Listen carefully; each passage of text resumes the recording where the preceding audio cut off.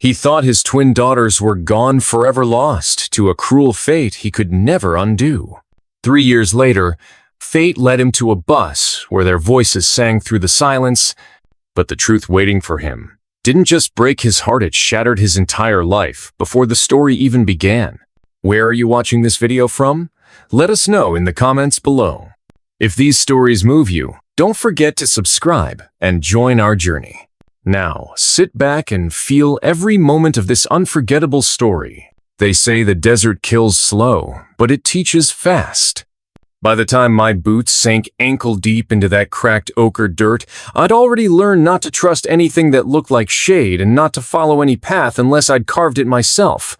My horse limped beside me, ribs showing beneath her sun-scabbed hide, each step a question of whether we'd take another. I hadn't named her out of some old superstition, but by now I just called her Girl.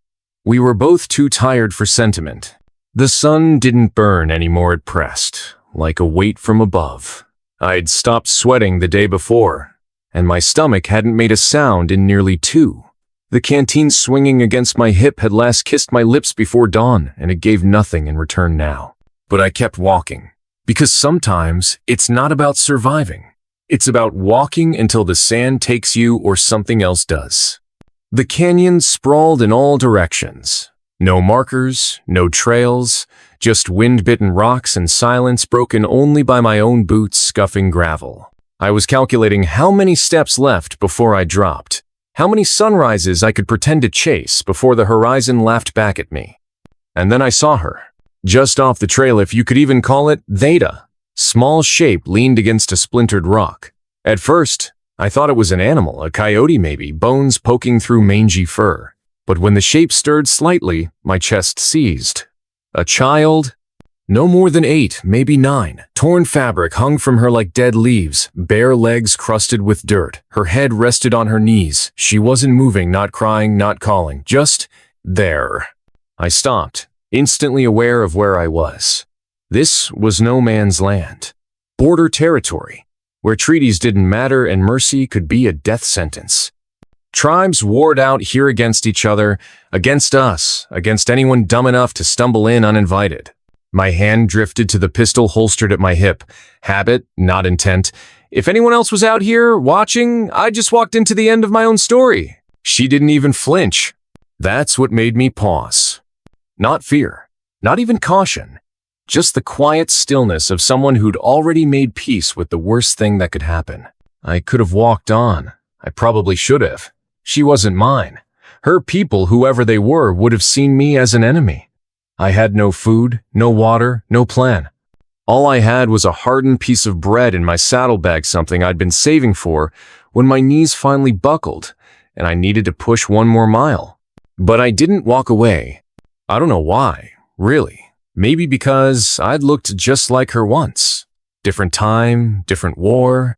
Maybe because I needed to do something that still felt human. Or maybe because the wind had gone quiet, like it was waiting for my decision. I walked toward her. The gravel shifted beneath me, every crunch too loud. Her head tilted slightly, but her eyes didn't lift.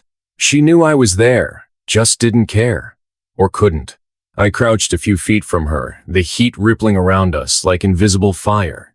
She looked like she'd been starving for days. Her lips were white, dry as ash. Her hands, tucked between her knees, trembled faintly. I reached into my bag, fingers closing around the hard, cloth-wrapped shape. The bread had long turned into something close to wood. I'd gnawed it a few days ago and stopped before it bloodied my gums. But it was still food, still life. I broke a piece off. Not much, just enough to hold, to offer. She didn't reach for it. Not right away. Her eyes finally met mine. Not fear, not even surprise, just an emptiness so vast it made the desert feel small. I nudged the bread toward her, my hand trembling more than hers. She blinked. Then slowly, so slowly, her fingers uncurled and reached. When she took it, I felt something inside me give way, like a dam cracking under pressure. She bit, slow and deliberate, as if afraid she'd wake from a dream. No sound but the crumble of crust between small teeth. I gave her another piece. Then another. I counted them, each one like a breath pulled from my own chest. I knew what I was doing. Feeding her meant I might not make it to the next town. It meant the little strength I had left was now in her belly, not mine. But somehow, watching her eat gave me more energy than eating it ever would have. The last piece, she wrapped in the cloth and tucked into her clothes like treasure. She was saving it for later. That's when I knew she wasn't done fighting. Not yet. I asked her name. She whispered it, voice like cracked porcelain. I told her mine, though I don't think it mattered. Then I asked where her people were. Her answer was one word: gone. It hung between us heavier than any explanation. In that place, gone could mean 100 things, and all of them bad. I stood up slowly, my knees stiff from crouching, looked out across the open plains. Nothing but red earth and far-off mountains. I couldn't leave her. Not because I was a hero, not because I had a plan, just because once you look someone in the eyes and see their soul still clinging to life, walking away isn't an option anymore. I helped her to her feet. She was so light, I could have lifted her with one arm. I placed her on my horse, what was left of her, anyway, and watched as the mare didn't protest. She just turned her head and looked at me like she understood. We started walking. No destination. No strategy. Just one foot in front of the other. I'd given away my last food. My water wouldn't last the afternoon. But I had her now. And sometimes, that's enough to make you keep moving. What I didn't know was that from the cliffs above, eyes had been watching since the moment I stopped. Eyes that didn't blink. Eyes that belonged to people who had every reason to hate me. People who understood symbols, sacrifice, and debt. I had just stepped into something far bigger than a girl and a piece of bread. And I was about to learn that even in a land where kindness gets you killed, it can also get you remembered. There are moments when silence stops being a comfort and starts feeling like a warning. That's what it became, as I trudged forward beside the mare, the little girl swaying lightly in the saddle. Her name still echoed quietly in my mind, though I hadn't said it again out loud. It felt sacred now, like the only fragile thread connecting us in a place that didn't want either of us alive. My boots dragged with each step, the leather cracked and dust-covered, soles nearly worn to nothing. The hunger didn't hurt anymore. That was the dangerous part. I'd passed pain and crossed into numbness. The kind of emptiness where your body stops asking for help because it no longer expects to get it. But I wasn't walking for me anymore. The girl hadn't spoken since I lifted her onto the horse. She just stared ahead, her tiny fingers tangled in the mare's coarse mane, as if holding on to that animal's life force was enough to keep her own going. I kept my eyes on the horizon, but I could feel them, the watchers. Somewhere in the canyons, behind jagged rocks, or up on the ridgelines, something was tracking our every move. Not animals. Not the random eyes of fate. No, these were human.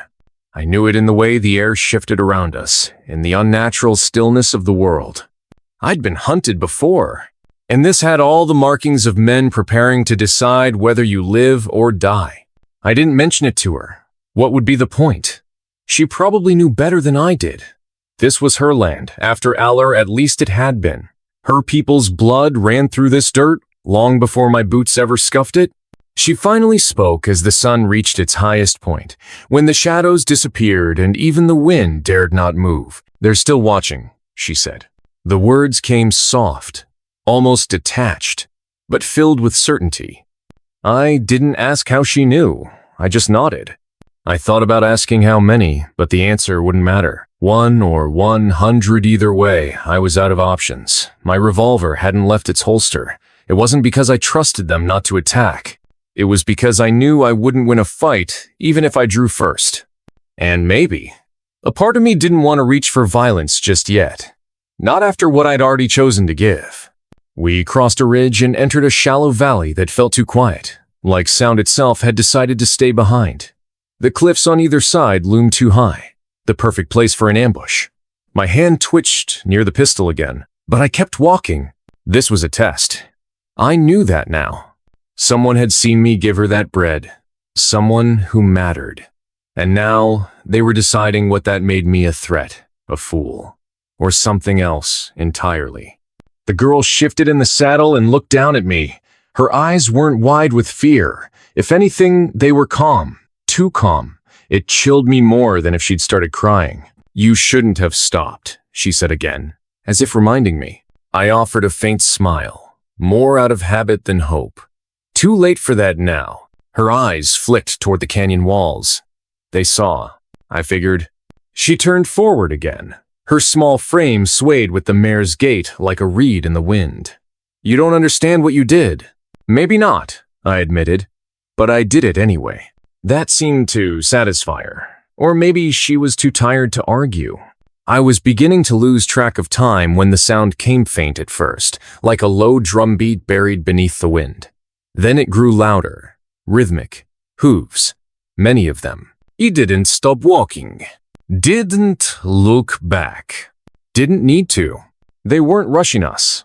That much I knew. The sound stayed behind, follow not charging. This was a procession, not a pursuit. Still, my mouth dried even more if that was possible. I glanced up at the girl. "Still your people?" She nodded once. "Are they angry?" Another nod. Slower this time. "But not because of you," she added. I took a breath. "Then because of me." She didn't answer. Didn't need to. We reached a stretch of land that flattened out under a dead sky, where the sun burned holes in your skin and even your shadow tried to shrink away. That's when I stopped. Couldn't take another step. My legs folded beneath me without warning, and I hit the dirt hard. The mare stopped too. She turned her head and looked down at me, ears flicking back. The girl stayed in the saddle, but she leaned over watching. "You're not going to die here," she said. I didn't reply. Couldn't. My mouth was a bed of thorns. I tried to lift myself, but my arms shook, gave out. My vision blurred. Then I heard them. The hoofbeats shifted closer now, from behind. The riders had decided to make their presence known. I didn't look up. Let them come. I'd already made my choice. If they meant to kill me, I'd rather they did it while I was staring at the dust that girl would never return to. But the sound stopped. Just behind me. He didn't move.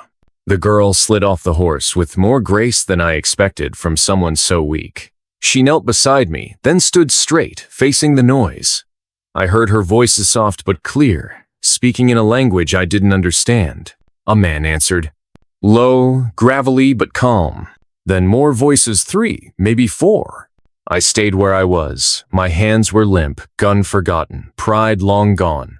I heard footsteps, crunching gravel. Then a shadow fell over me. I looked up, squinting. A man stood there, tall, weathered, dark braids streaked with gray. His eyes were sharp and unreadable. He stared at me like someone trying to figure out if a snake was poisonous or just pathetic. He didn't speak. He didn't have to. I knew who he was before she said it. He is my grandfather, the girl said, her voice barely above a whisper. The old man's eyes narrowed. I tried to sit up, didn't quite manage. I didn't know. I rasped. He knelt beside me, not to help, just to see closer. Then finally he spoke. You fed her. It wasn't a question. Yes. Why? The word cracked like a whip. I tried to find something noble to say. Failed. She was dying, I croaked. And I couldn't watch that happen. He studied me for a long moment. Then he stood, turned to the others, said something in his tongue. I heard movement. Saddles shifting. Weapons not being drawn, but not being put away either. He looked down at me one last time. Get up, he said. I blinked. I can't. He nodded once, not unkindly, then turned and walked away. 2 other riders approached, lifted me under the arms. I didn't resist. I didn't have the strength. They placed me gently across another horse, and the girl climbed up behind me. As the animal began to move, I faded in and out of awareness. The wind finally picked up, whispering over the rocks, carrying voices and meanings I couldn't understand. But one thing I knew, I was being taken somewhere. Not as a prisoner, not yet. But not as a guest either. Just a man who gave his last piece of bread to the wrong childer, maybe the right one. And now, the desert would decide what to do with me. I don't remember how long I drifted in and out of consciousness as the horse carried me through the scorched valley. Time folded in on itself, seconds stretched into years, and hours collapsed into blinking shadows. At some point, I stopped trying to keep track. I only knew that when I woke fully again, I was no longer under the sun. I was under hide scores, heavy furs draped over a frame of crooked wood. A tent. My boots were gone. My coat too. The air inside smelled of ash, old leather, dried herbs, and something sweet that burned at the back of my throat. For a moment, I panicked, tried to sit up too fast. The pain bloomed instantly in my ribs and back. My body reminded me just how far I had fallen, and just how little was left to fall from. But there was no rope around my wrists. No bars, no chains, just stillness. Just waiting. A voice spoke from the corner of the tent. "You breathe like someone who hasn't done it in a while?" I turned my head slowly and saw her, the girl. She was sitting on a low stool, knees pulled up, arms resting lazily across them. Her face was cleaner now, the dirt mostly wiped away.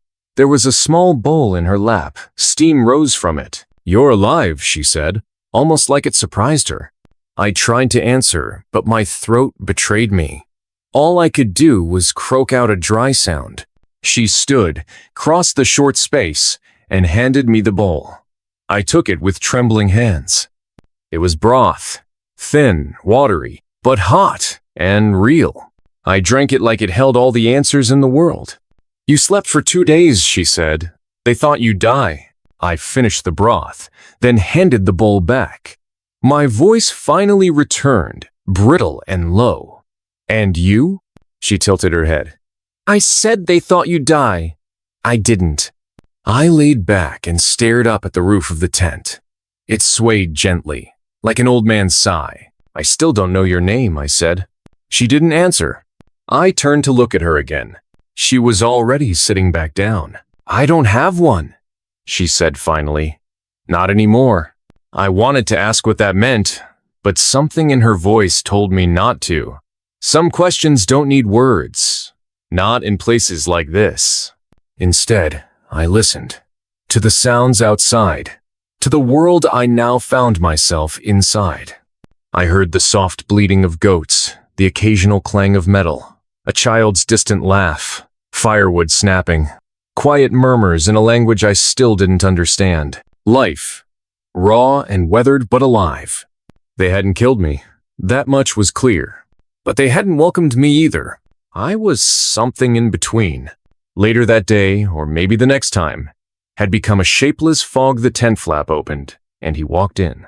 The old man, her grandfather. 2 others followed, but stood back. He approached me like someone inspecting a broken tool. Not cruel, not cold, just thorough. "You walk into sacred land with death clinging to your skin," he said. "And now you rest in the heart of our camp, still breathing. Why?" I didn't have an answer that would satisfy him, so I gave him the truth. "I saw a child starving," I said, "and I couldn't pretend not to." He watched me, then looked to the girl, who met his eyes without flinching. "She is blood of our blood," he said. "Taken from us by fire, returned by dust. You gave her bread when we gave her up for ash." The weight of those words settled on my chest. "I didn't know," I whispered. "She carries a name that was buried with her mother," he continued. "But in our ways, names do not rise from the grave without cost." I sat up straighter despite the pain. "What does that mean?" He leaned closer. "It means you've disturbed something sacred," he said. "You gave life where death had claimed its due. And now the old laws must decide what to do with you." I wanted to ask if that meant they'd kill me, if they'd let me go, if I was their guest or their prisoner. But the questions dissolved before they reached my tongue. The girl, her face unreadable, stood and walked over. "He didn't know our laws," she said to her grandfather. "But he knew hunger. That should count for something." The old man stared at her. Then, after a moment, he turned and left without another word. The others followed. She stayed behind. "I should hate you," she said after a long silence. I didn't ask why. "I don't," she added. But I don't know what to do with that. Neither did I. So I said nothing. For the next few days or weeks, I stayed in that tent, my body slowly knitting itself back together while my mind unraveled in slow strands. They brought me food, herbs, water. No one spoke to me much, but no one harmed me either. I was a ghost inside a living world. I watched them through the cracks in the tent, watched their lives unfold. Children chased each other through dust. Elders carved tools from bone and wood. Warriors repaired saddles and sharpened blades. They laughed, mourned, worked, slept. They watched me, always watching. One night, I stepped outside. The air was cool, the stars bright. The moon hung low, as if hiding secrets. A boy, no older than 10, tossed a small stone at my feet. "You shouldn't be here," he said. His mother called him. He ran.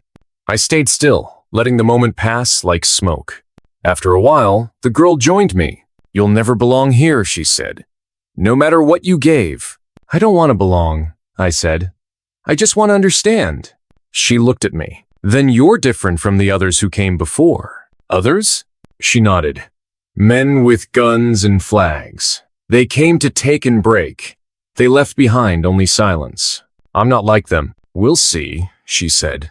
The moon moved. She began to walk. I followed, not as a man seeking forgiveness, but as someone with no road behind him and many ahead. The wind makes a sound when it moves through dry earth, different from city sounds or forest whispers. Here, where time and fire have worn the land, the wind scrapes as if trying to uncover something hidden. Every morning, I woke to that sound and felt a little more part of this place, but not part of them. The camp people moved like shadows, avoiding me. Some didn't speak. Some didn't look. But I felt their judgment, heavy and clear. I was not one of them, not by blood, faith, or law. Only the girl spoke freely. She brought me warm bread, taught me words in their language. Others watched us with resentment. They didn't like what I represented. A stranger who walked where few dared, who had disturbed the past. At first, I ignored it, focusing on survival. But silence grew heavy. One evening, after dusk, I went to fetch water. 3 men came toward me. One old, with gray in his beard and cold eyes. 2 younger, angry. "You think you can carry our water?" the old man asked. I said nothing. He stepped closer. "You don't speak our tongue, but you understand enough." I stood. "You brought back something meant to stay gone. You opened an old wound. You walk among us like it's nothing." I met his gaze. "I didn't come here by choice." He spat at my feet. "That girl was taken for a reason. Her return shakes things. The old ways don't forget." "Then be angry at the fire, not me," I said. "That was a mistake." "One young man showed me." I stumbled, spilling water. Another punched my shoulder. He didn't fight back, not because I couldn't, but because fighting would make me what they feared. Then a knee struck my ribs. Pain flared. Suddenly, shouting. The girl ran between us, arms out. She shouted words I didn't understand, but felt. Her voice was fierce, protective. The old man glared at her, then me. "This isn't over. Your shadow grows long." They left. She helped me up. "You shouldn't go alone," she said. "I didn't think water would bring trouble." "It's not water. It's what you remind them of." "What?" She didn't answer. In her silence, I understood. I wasn't the start of something new. I was the echo of something broken. That night, I stayed by the fire outside the tents, listening, watching. 2 warriors stood watch. One never blinked. Women tended herbs. The old man, the girl's grandfather, sat alone, smoking quietly. His eyes reflected nothing. I approached slowly. He saw me but didn't wave me away. "You wear a bruise on your face?" he said after a moment. "I've had worse," I replied. He nodded almost approvingly. "Worse teaches." I stood in silence, then asked the question that had been burning since the first night. "Why haven't you sent me away?" He exhaled smoke. It curled like a serpent into the cold. Because she walks with you. She shouldn't. It puts her in danger. She was born in danger. That answer chilled me more than the wind. He tapped ash from his pipe. There are stories older than our bones, he said. Stories of how balance is kept. Of how sometimes a stranger must arrive not as a savior, but as a mirror. A mirror? He looked at me then. You carry the weight of your own wars, your own regrets. But still, you gave what little you had. That means something, even if they don't see it yet. He swallowed hard. I didn't come here to change anything. No, he said, but change came with you. The next day, a decision was made. The girl still without a name would be tested in the old ways. Not for her, they said, but for the tribe, to see if the spirits truly welcomed her return, or if she was a mistake that needed correction. She didn't flinch when they told her. I'll go, she said. If they need proof, I'll give it. What kind of test? I asked. The old man didn't answer, only said, You may follow, but do not interfere. They set off at dawn. 15 of them, cloaked and armed, walking in solemn silence. The girl at the center, me at the edge. We walked for hours into the salt plains beyond the ridge, to a place they called Ash Circle. It wasn't a place of judgment, not entirely. It was where the tribe brought back things they feared, where they laid offerings to spirits older than memory, where some came back changed and others didn't come back at all. When we arrived, they drew a ring of ashen bone around her, whispered chants I didn't understand, lit fires that burned cold blue, and then they left her, alone, with nothing but the wind and the dust. They called it a night of truth. If she survived until dawn without being claimed by the spirits, she would be accepted. Fully. If not, I couldn't finish that thought. They told me I had to stay back, that no one could enter the ring until morning, but I didn't sleep that night. I sat at the edge of the ridge, staring at her tiny silhouette beneath the moonlight. She sat cross-legged, still as stone. I remembered her words. I don't have a name anymore. And I realized she was wrong. She did have a name. She just hadn't heard it yet. I sat there the entire night. The wind carved the silence like a blade through old cloth. And still I didn't move. My back stiff. My eyes locked on the flickering outline of her in the center of the ash circle. I kept watching, even when my lids begged for rest, even when the shadows around her began to blur into something unrecognizable. There's a kind of madness that comes with watching someone you care about face something you cannot help them through. It hums beneath your skin, tightens your breath, makes your heart beat to a rhythm that doesn't belong to you. She sat still as stone, her arms folded in her lap, her chin slightly raised to the wind. Around her, the ash ring glowed dimly in the moonlight, marked not just by soot, but by bones too small to be animals. I realized then, this wasn't a ritual for show. It was an offering, a warning, a memory, and a threat. Sometime after midnight, the wind stopped. Utterly. Completely.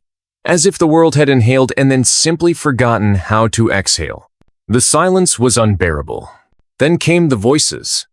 Not from the people, not from the mountains, but from within me. At first, I thought it was a trick of exhaustion, that the sleepless nights and open wounds had finally made something inside me crack. But the voices grew louder. Not spoken aloud, but remembered. You left them to burn. You never looked back. You only save what you think can save you. They weren't voices from the tribe. They weren't even from this land. They were from my past. I closed my eyes and I was no longer in the salt plains.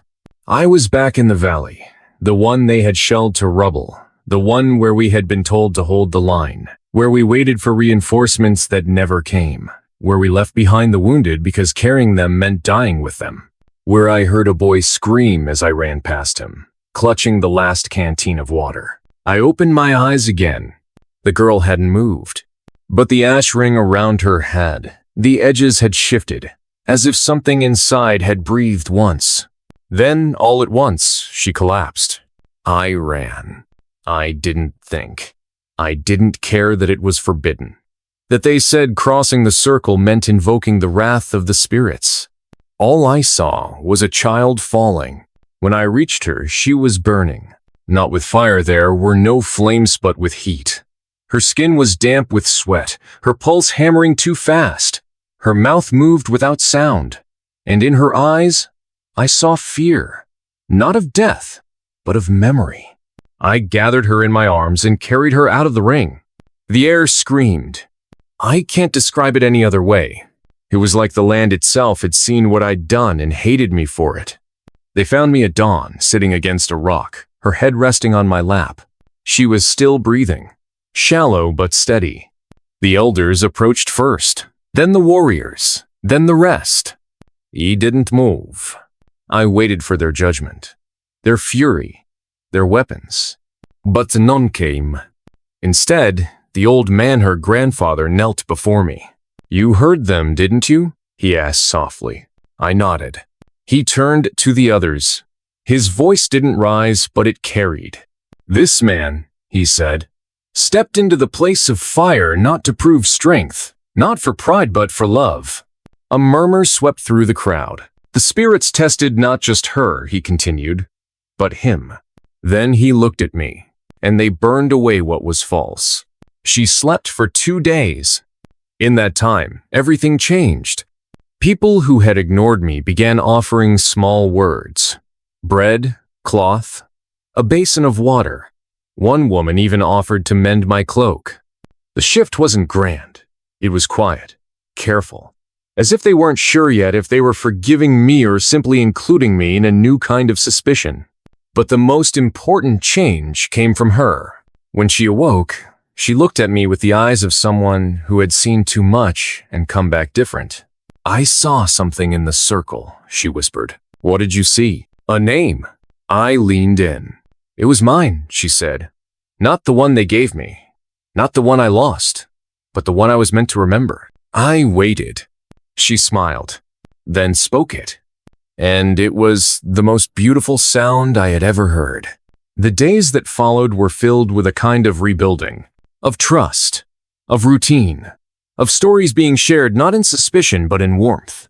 I learned to fish with hooks carved from obsidian, learned the rhythm of their songs, sat in their councils, not as a participant but not as an intruder either. But the peace was fragile, because no change comes without its price. And something else was stirring beyond the hills. Scouts began returning with news. One by one, they whispered the same thing to the elders. Smoke. Not the kind that rose from hearth fires or ceremonial pits, but from war camps. Another tribe. One that had long held claim to the northern passes. They had seen the girl's face. Word had spread. To them, her return was not a miracle. It was a threat. And to them, I was not a savior, or a fool, or even a trespasser. I was a weapon they did not yet understand. The final scene of this part came quietly. The girl stood with me near the well. She looked stronger now. Older, somehow, though only days had passed. "Do you still think you don't belong here?" she asked me. I looked at the mountains, the blood-orange sky behind them, the wind rolling soft over the dry earth. "I don't know," I said honestly, "but I'm still here." She nodded. "And maybe that's enough." But I wasn't sure, because I had felt the air shift. And deep inside, I knew. The fire wasn't done with us yet. I had always believed that silence was safer than truth. It kept you breathing. It kept you walking. But the silence in the camp that morning was different. It didn't keep anyone safe. The scouts had returned just before sunrise. Their eyes spoke, first haunted and darting, like dogs who had seen a wolf just beyond the edge of the woods. 3 camps. North, northeast, far east. Not settlers, not traders. Armed, organized, watching. "They're not preparing," said Darrow, one of the older warriors. "They're waiting." "For what?" someone asked. Darrow looked at me. "For a reason." By now, the girl, her name freshly reborn, known only to a few, had become the whisper on every lip. The elders kept her close, letting few near. But they could not hide what she had become. or what others thought she meant. To some, she was a prophet reborn. To others, a symbol of defiance. To men, especially the northern tribe, she was an echo of a bloodline they had worked hard to erase. And to the men watching from the distant ridges, she was a mistake, one they intended to correct. They set a watch on the cliffs, built night fires at the edge of camp. Hunters were recalled, trails closed off. Even I was given a blade, crude, iron, heavy in the hand. But I'd held worse, and been forced to use it for less. That night, after the stars came out, she found me by the old well again. I had a dream, she said. She always said that. I never asked what they meant. But this time, she told me, there was a man sitting across a fire from me. His face was black with soot, but his eyes were gold. He didn't speak. He just watched. I didn't know what to say, until she added quietly, he had your hands. The next morning, everything changed. Because one of the scouts didn't return. He had taken a southern path, the one closest to the mountain cleft where the salt winds formed. At dusk, his horse returned, alone, blood on its flank, and a single cloth tied to the saddle horn. It was white, stained red with a spiral symbol. One I had seen before, not here, but in the Valley of the Dead long ago. I didn't sleep that night. Memories have a way of finding you when you're too tired to fight them. I saw the boy again, the one I'd left bleeding in the rubble. I heard his voice. Not a scream this time, a whisper. You walked away from me once. And then another voice. Deeper, older. Will you do it again? At dawn, a rider approached from the east. Alone, unarmed. He was wrapped in pale fabric that bore the same spiral. He didn't speak when he entered camp. Didn't flinch when warriors encircled him. He walked until he stood before the elders' fire pit. Then he waited. The council gathered. So did the rest. The girl and I stood on the hill above, watching. And then he raised his head. I stopped breathing, because I knew him. His name was Kazran. Once a captain, once a brother in arms, now something else. We had fought together in the Red Border Siege. We had bled the same mud, buried the same children. And then I had walked away. Hadn't. I remembered his last words to Mesbad through dust and blood. If you leave now, don't ever return. You're already dead to me. And yet, here he was, alive. And now, the voice of a war camp. Kazran finally spoke. You shelter what was meant to be buried. His voice was calm, but it split the air like lightning. This child, he continued, was taken from soil that still remembers her blood. She is the last remnant of a house that betrayed the pact. Her survival is an insult to every mother who buried her son for peace. The elders didn't respond. Not yet. He stepped forward. We offer one choice. Return her to the circle. To finish what should have ended. He paused. Or burn with her. The wind had died. Even the flames around the pit seemed to hesitate. Then the old man rose. You come with threats as if we are strangers to fire, he said. We know burning. He pointed at the girl beside me. She walked the ash, and the spirits named her truth. You cannot unmake what the old ones have claimed. Kazran didn't blink. Then the mountain will decide, he said, and turned, and walked away. No sword drawn. No blood spilled. But war had arrived. The camp exploded into movement. Barricades were built, traps laid, fires fed to keep spirits high. But I could see it in their eyes. This was not a fight they expected to survive. They had numbers, yes, but not unity, not hunger, not like Kazran. He wasn't coming for conquest. He was coming for silence, for erasure. He was coming to erase her. And he knew I would not let him. That night, she came to me again. We sat in the old watchtower near the edge of camp. I know who he is, she said suddenly. Kazran? No, the man in my dreams. I waited. He's not your brother. But he came from the same place as you. The fire knows him. I turned to her, uneasy. Why do you say that? Because he told me your name. The blood in my chest went cold. No one here knew it. Not the elders, not even her, only the dead. What name? I asked. Voice low. She leaned close, whispered one word. And everything I'd buried broke loose. I hadn't heard that name in years. And hearing it from her lips was like waking in a house already burning. It wasn't just a name. It was a wound. And wounds, once spoken aloud, begin to bleed again. She looked at me with the same stillness she always carried, as if she had not just shattered something I had buried with every step I'd taken across this cursed land. Who told you? I whispered. The man in the fire, she said.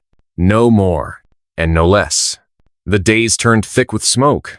Khazran's men didn't strike all at once. They tested the borders, sent scouts too bold or too foolish. Each time they crept close, one of ours did not return. The girl stayed within the stone hall near the fire circle. She no longer spoke of dreams, only listened. But I knew she heard everything. The footsteps, the arguments, the fear behind every whispered prayer. Even children knew what was coming. They had stopped playing. Laughter had left the camp. The only sound now was the sharpening of blades and the dragging of barricades. The elders met often now, but their words did not carry weight the way they used to. I watched one morning as two of them argued about whether to stay or flee. Even animals know when the land turns black, the younger said. We are not animals, the other replied. We do not run from prophecy. Then we will die with it. They saw me watching. One of them called out, You were soldier once. You know him, Khazran. What would you do? I didn't answer immediately, because the truth was, I didn't know anymore. Khazran had changed. Or maybe I had. I'd strike first, I said quietly, before he finishes gathering. The room went still, and they listened.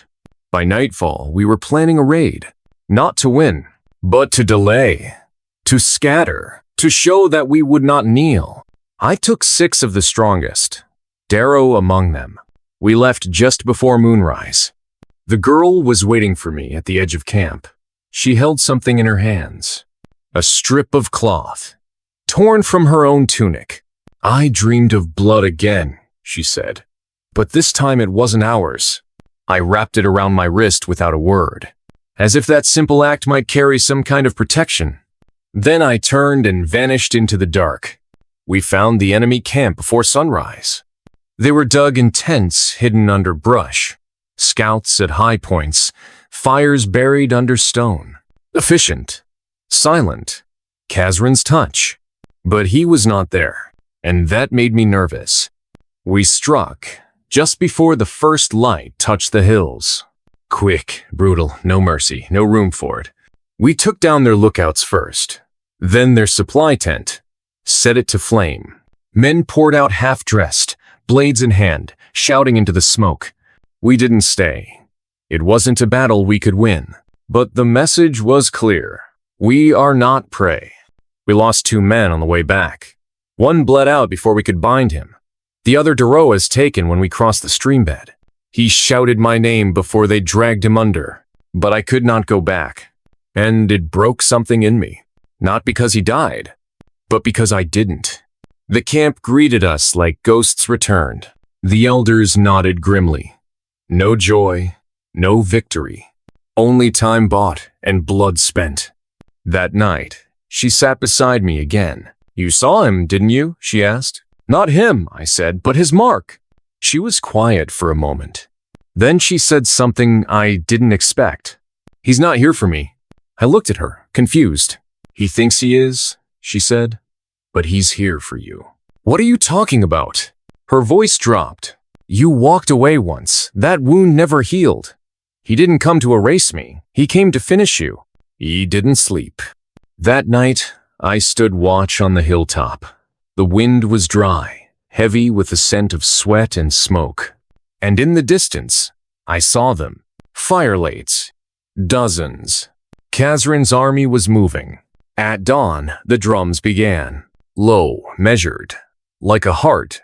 preparing to stop. We gathered in the circle. Weapons were passed. Rites were spoken. Faces painted. They dressed the girl in white, not as bait, not as symbol, but as witness. Because this was not just a battle, it was a reckoning. They came from the east like a sandstorm, not charging, advancing, shields locked, banners raised. Their front line bore the same spiral as the cloth tied to the scout's saddle weeks before. I saw Kazarin then, at the center, cloaked in black, and beside him, another figure.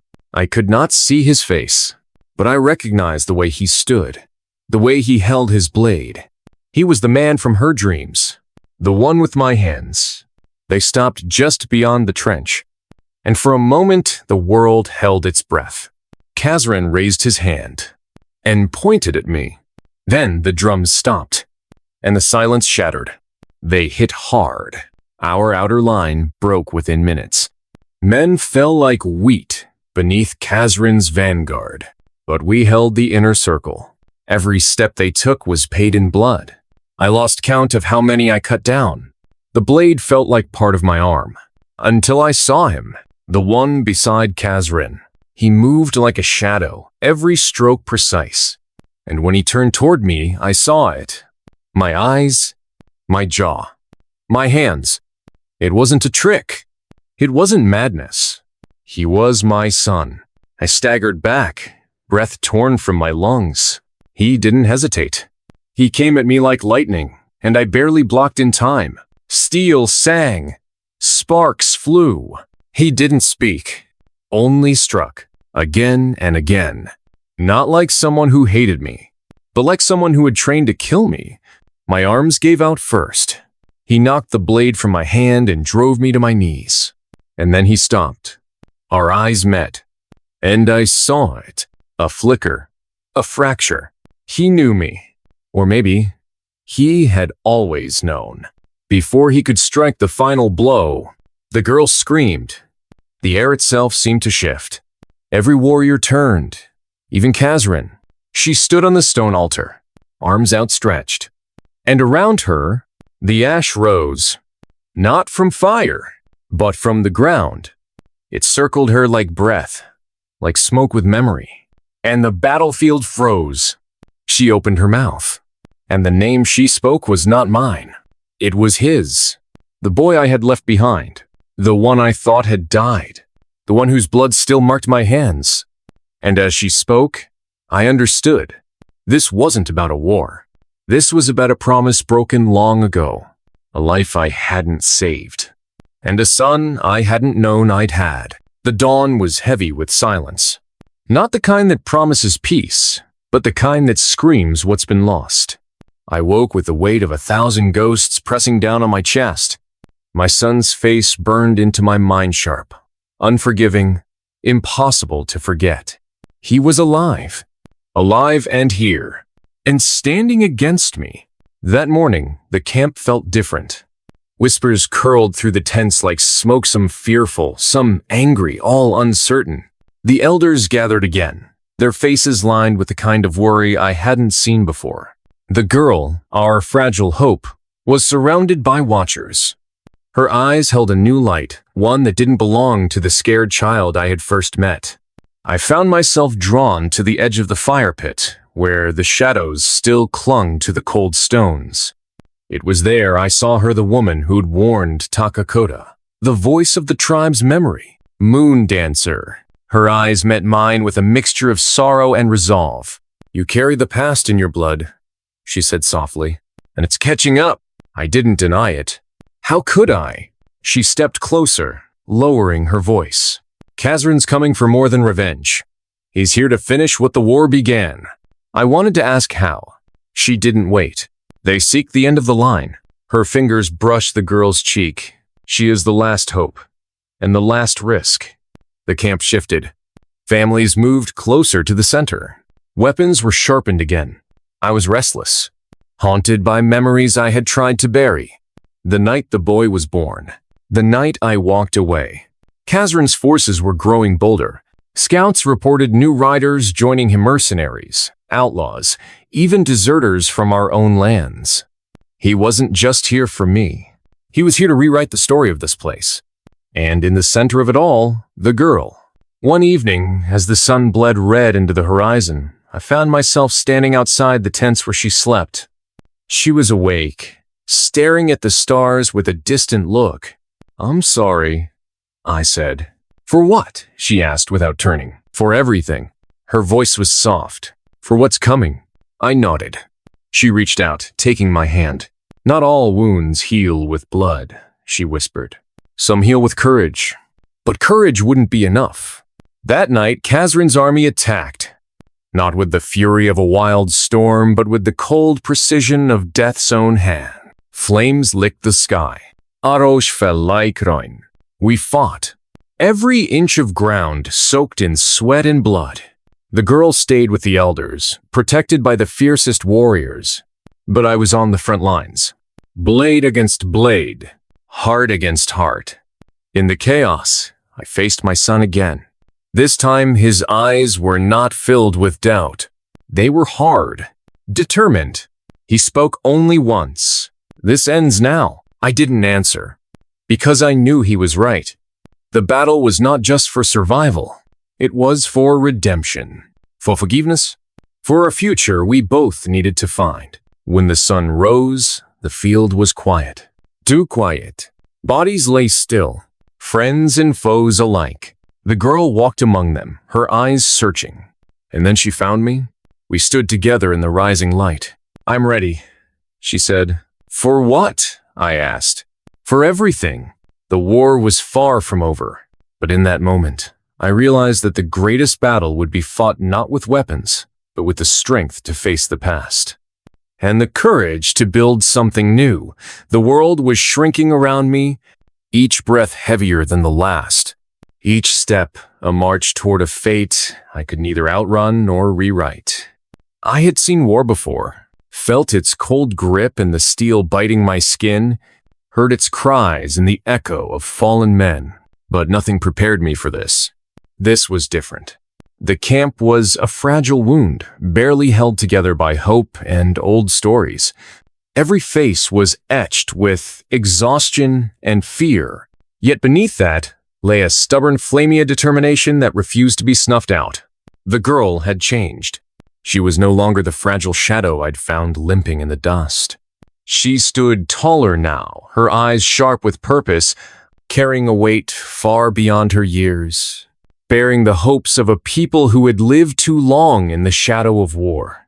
I walked among them, feeling like a ghost trapped between past sins and future promises. The boy, the son I never knew I had was out there somewhere, a living reminder of everything I had lost, and everything I had to fight for. His presence haunted me, not as an enemy, but as the shattered reflection of my own failures. Khazrin's war drums echoed closer with each passing hour. Their shadows lengthened across the valley, casting darkness even before the sun had set. We prepared not for victory, but for survival, to hold the line long enough for something better to take root. The night before the battle, the air was thick with unspoken words. I found the girl by the fire, her silhouette flickering against the flames. "I'm scared," she admitted, her voice barely above a whisper. "Not of death, but of what might come after." I nodded, understanding all too well. "We don't get to choose what comes next," I said, "but we can decide how we face it." She looked at me then, eyes wide and fierce, like a flame refusing to be extinguished. Dawn cracked open the sky like a wounded beast. Khazrin's army surged forward, a torrent of steel and fury. The battle erupted like thunder shaking the earth itself. Blood clashed. Arrows screamed through the sky. The screams of the dying were swallowed by the roar of war. I fought with everything I had, each strike a desperate prayer, each breath a battle against the inevitable. And then there he was, my son, not as an enemy, but as a mirror of the man I might have been. Our blades met in a clash that silenced the world around us. He spoke with a voice I barely recognized, cold, unyielding, but beneath it all, something broken. "This ends now," he said. We fought. Not just with steel, but with years of silence, regret, and hope. His strikes were fierce, fueled by years of pain. Mine were heavy with the weight of atonement. And as the sun climbed higher, I saw a crack in his resolve. "Ah, hesitación, why did you leave me?" he demanded, voice breaking through the clash. "I didn't know," I admitted, breath ragged. "I thought I was protecting you." The anger in his eyes softened for a moment, a glimpse of the boy I never truly lost. But the battle was not over. Kazran's men pressed in around us, their war cries growing louder, their resolve unbroken. The girl stepped forward, her voice rising above the chaos. "Enough!" The camp fell silent. All eyes turned to her, the symbol of hope and the burden of fate. She spoke of peace, of unity, of a future where old wounds could heal. Her words were a spark in the darkness, a promise that the past did not have to define us. Kazran lowered his blade. The sun hesitated. And for the first time, I saw a flicker of something new. A chance. The war was not won that day, but a bridge had been built. Fragile, trembling, but real. And as the sun set over the scarred land, I understood that sometimes the greatest battles are fought not on the battlefield, but within ourselves. The sky was a bruised canvas-deep purples bleeding into the dying gold of a sun that refused to set without a fight. Every shadow stretched long and heavy over the battered land, where the scars of war still wept with silent pain. I stood on the edge of everything I had tried to leave behind, a man forged in the crucible of loss and regret, carrying the fragile weight of a promise that felt too big for my shoulders. The girl-me unexpected salvation was beside me, no longer a child but a force that carried the fire of 1,000 hopes. Her eyes held the fierce glow of someone who had seen death's face and chosen to dance anyway. Around us, the camp stirred with a quiet urgency, warriors and elders alike, preparing for what could be the final storm. Kazran's shadow loomed over the horizon, a dark wave poised to crash down and wash away what little light remained. But this time, it was different. We were no longer just survivors caught in the tide. We were the tide. The night before the battle, I found myself alone by the fire, thinking of the son I had lost and the man he had become. In my mind, I relived every choice, every moment of silence that had built the walls between us. I wasn't sure if he was still the boy I once dreamed of protecting, or the storm I was destined to face. The fire flickered, casting dancing shadows across my face. And then footsteps approached, slow, deliberate. It was her, the girl, now a woman forged by the same relentless fire that had shaped me. She sat beside me, her voice steady despite the fear that lurked beneath. "This ends tomorrow," she said simply. "Not just the war, but the chains that bind us all." I nodded, knowing she was right. Tomorrow was the day we either died as enemies or lived as something more. In the quiet that followed, I realized something profound. The battle wasn't just about land or blood. It was about breaking the cycle. Dawn cracked open the world with a shattered roar. The valley trembled beneath the march of warriors' friends and foes entwined in the same desperate dance. The air was thick with tension, with the smell of sweat, smoke, and iron. I tightened my grip on the worn handle of my revolver, not because I believed in the weapon, but because it was the last tether to the man I had been. Kazran rode forward, his face unreadable beneath the dust and scars. He was no longer just my son, he was the living embodiment of the war's fury. Our eyes met across the battlefield, and in that instant, the past and future collided. The clash was brutal and unrelenting. Every strike echoed with the weight of lost years, every block a plea for forgiveness. We were not just fighting for survival, but for a chance to rewrite the story that had bound us. In the midst of chaos, the girl's voice rang out a call for peace, a prayer for a new dawn. Her words cut through the clamor like a blade of light, reaching into the hearts of warriors tired of endless bloodshed. Kazran faltered, his rage tempered by the truth in her voice. And slowly, the war cries began to fade. We stood on the shattered ground, surrounded by the fallen, not as enemies, but as weary souls, yearning for something better. I stepped forward, extending a hand not as a warrior, but as a father seeking his son. Kazran hesitated, then took it. In that moment, the years of silence shattered like glass. The camp began to heal. Old wounds started to close beneath the steady pulse of newfound hope. The girl now, a symbol of unity, helped bridge the chasms between tribes and bloodlines. I watched as peace took root in a land long broken by hate. And I knew that sometimes, the smallest acts of kindness, a piece of bread given in desperation, a hand extended in forgiveness, could change the course of history. As the sun set over the valley, painting the sky with colors of rebirth, I felt the weight lift from my shoulders.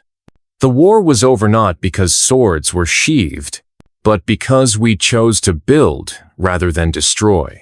And in that quiet, sacred space, I finally found what I had been searching for all along. Not redemption, but peace. This is not just a story of war. It's a story of courage.